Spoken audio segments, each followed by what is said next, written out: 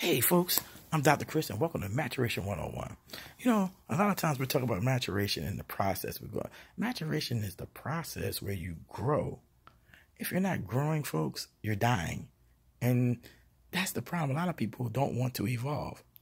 You know what they are. We got people in our family. We got boyfriends, girlfriends, wives, husbands, cousins. Everybody got somebody don't want to grow up. You know what it is? The title of today's message is the Toys R Us Kids. You know how they are. You know, one of the things about mental illness is that when people start getting mentally ill and they're untreated, a lot of times we go 18, 19, 20, 25, 26, 27, 30, 35, 40, 45, 50, 55, 60, 65, 70 years in many cases, up to 75, people go untreated with certain trauma that they've experienced in their lives and they don't want to get it treated. And as a result, they take it out on the rest of us. And it becomes a form of intellectual colonization. Some people get it from watching TV. They watch TV and these reality programs, and they think they can take this home and practice it. You got dudes out here that want to be like Curtin on such a Love and Hip Hop Atlanta, and Stevie J think you can leave a bunch of hostages. Because that's what the kids are that they create. They're hostages. You create these little hostages. Now they're growing up not knowing their daddy, or they knowing their daddy is messed up. Because once it's on tape in the world of reality TV, you can't take it back. And that's the thing about I always talk about edutainment convergence. That was my theory that I invented. One of the things about edutainment convergence is that we're teaching people things in real time that stays on tape forever. It's not going anywhere. You'll be singing on YouTube like this years from now. So you can imagine your kids growing up seeing some of the shenanigans and tomfoolery and other assorted mayhem and antics of some of these people. They're going to be embarrassed when they get old, when the wisdom takes over, for the little bit of 30 pieces of silver they're getting now, because reality show people, a lot of them aren't even union members, SAG members, or AFTRA members. So it's a cheap way of doing the program and keeping the cost down from the producers. Again, the NFL mentality in action, which is why you see my show like this for now. Oh, I could do a high production thing, but I'm having more fun with this. So today's message, we're going to try to keep it a little shorter. What I want to focus on is the fact that, you know, you heard me talk about the NFL and two of the messages. You heard me talk about how, you know, people take advantage. Today I want to focus on the golden rule. Today I want to focus on something that I think each and every one of us goes. How do you know who's playing you? Again, folks, there's evidence out here. Look and see. Remember we talked about alignment a couple episodes ago? And by the way, we're in this is episode, I think this is episode 9. So a few lessons back, we talked about how do we know somebody's playing us? If their words don't match their deeds and actions, then you know that they're trying to play you because they should align. And somebody says, I want to do X, Y, and Z, but then all of a sudden, you know, we said W, X, Y, and Z, and then they want to talk about 1, 2, 3. Well, wait a minute, that's not what we talked about. And then they'll have you thinking you're crazy because they'll remember things and they'll start attacking you for small things when you're doing 95 to 98% of the thing. You know there's a problem. Houston, you have a problem. So in this episode, I really want to focus on ways to stop getting played. Rule number 1, tell people what your expectations are.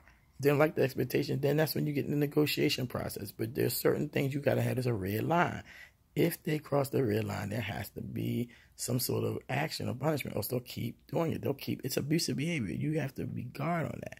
And you need to tell them it's a red line. And then you got to do, you know, Trump is right about one thing, the power of the walk away. You got to walk away from them for a minute and say, look, I ain't doing this because you need some act right in you. The act right is that you ain't doing what you're supposed to do.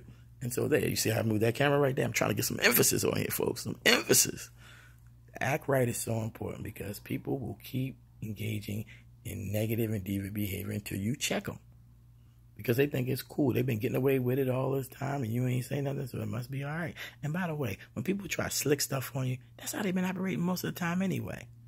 They just been doing it a different way. You just start seeing it. Like Maya Angelou said, when people show you who they are, believe them. The question is, are you going to do the coaching that you're going to need to do to get them to treat you differently? Because we teach people how to treat us.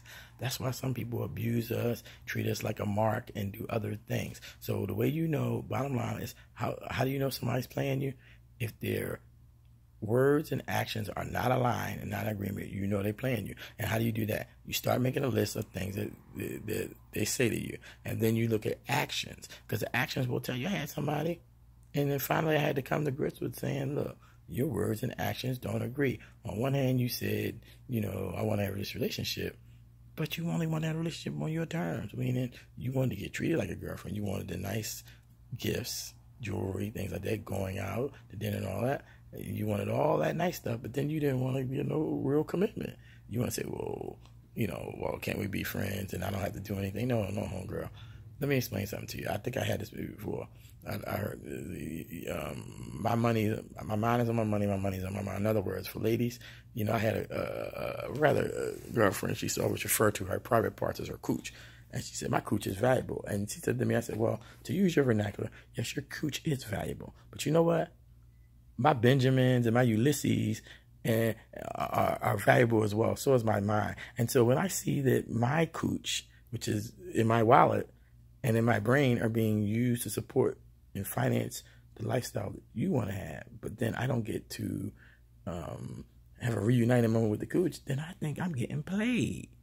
And that was a rather carnal example. But people out here in the street, let's give an even better example.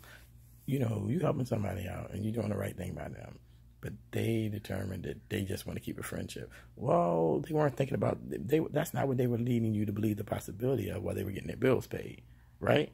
Or when you gave them money to get that dress, or ladies, you got them that money to get that game or that suit or whatever. Come on, y'all, we all know what that is. It happens on both sides, man. Personal foul on everybody. I'm calling a flag on the play. Ladies, stop billing brothers. Men, stop taking advantage of the sisters. And stop letting these women treat you like sugar mama. Man the heck up. God dang. What grown man should be take care of about a woman? Man up. I understand a lot of women make more than men. And that's the way it is because we made some bad decisions, which when it comes to education, where we don't want to be educated. And then some of us, because we did things younger, now we can't go to school unless we finance it because we've got a drug conviction. Unless you can't get financial aid. But the bottom line, we got to make better decisions early on, guys. We can't do this no more. And ladies, come on. Stop trying to reform a player. You're not going to do it. It works both ways. It ain't going to happen. And if you think it's going to happen, you are sadly mistaken because he's got to come clean. He's got to hit rock bottom before he won't do it. Players can change. I've seen some. I know some.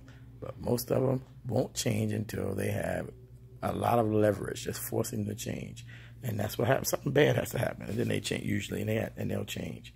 So how do you know somebody playing you? Step one.